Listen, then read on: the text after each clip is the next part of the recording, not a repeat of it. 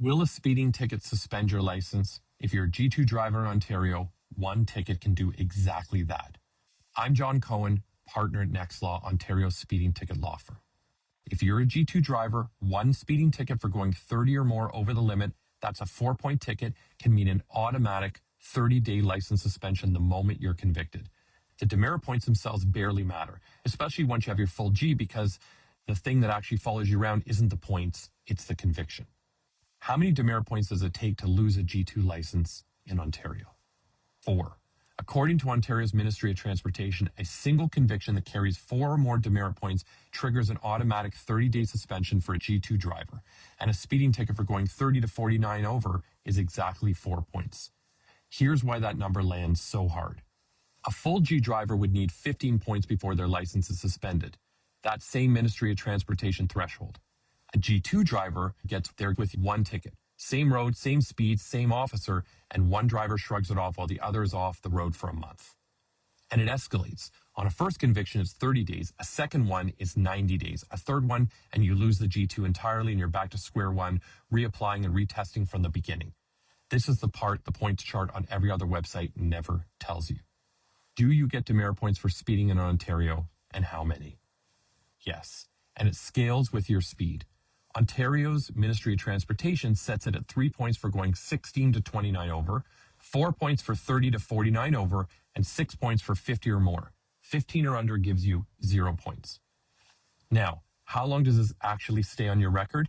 Here's the part almost no one explains. There are 2 clocks running and they don't run for the same length of time. According to the Ministry of Transportation, the demerit points come off your record 2 years from the date of the offense, the day you got stopped. But the conviction itself stays on your driving record for 3 years from the day you're convicted. 2 clocks and a 2-year clock on the points and a longer 3-year clock on the conviction. That gap is the whole game, and it's why we're here to tell full G drivers to stop worrying about the points. Your insurance company doesn't rate you on demerit points. It rates you on the conviction. So even after the points quietly vanish at 2 years, the conviction is still sitting there doing the expensive work. For a full G driver, the points are almost a distraction. For a G2 driver, the points are what pull your license, and the conviction is what raises your costs after you get it back. Will demerit points affect your insurance in Ontario? Barely, because insurers don't price the points. They price the conviction, and this is where a G2 speeding ticket becomes a 2-part problem. The suspension pulls your license now, and the conviction can raise your insurance costs for years after. Let's make it real. We had a G2 client in Ottawa charged at 48 over the limit. That's a 4-point ticket. So on the conviction, it meant an automatic 30-day suspension, and this client drove rideshare full-time. So that suspension wasn't an inconvenience. It was 30 days with no way to earn a living. Here's the trap most people walk into. According to the most recent Ontario Court of Justice data, over half of Ontario's speeding charges are resolved by the driver simply paying the ticket, and paying is a conviction.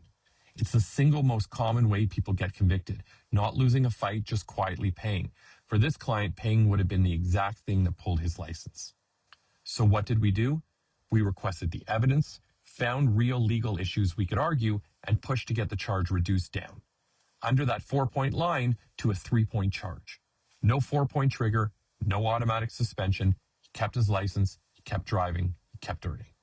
And a lower speed on his record is easier on the insurance too, through what any conviction does to a specific premium can vary from insurer to insurer. And here's the quiet part. The most recent Ontario Court of Justice data can't even show you how often a reduction like that happens, because a reduced speeding charge is still filed under the same section. The most common good outcome doesn't show up in the numbers at all. Will I get points for doing 37 and a 30? No. That's 7 over, and anything 15 or under is 0 demerit points in Ontario. How much is a 30 over speeding ticket in Ontario? The fine is a small number. The bigger cost for a G2 driver is the license. Can your license be suspended for unpaid speeding tickets in Ontario? Yes, but that's a different mechanism. An unpaid fine can lead to a suspension on its own, separate from demerit points. Either way, ignoring it doesn't make it go away. Got a speeding ticket in Ontario? Don't pay it yet. Not every ticket is worth fighting, but every ticket is worth checking using our free calculator below. 7 quick questions to see how much your insurance could go up. Get your number first. Then if it makes sense, book a free call for a straight answer. Both links are below.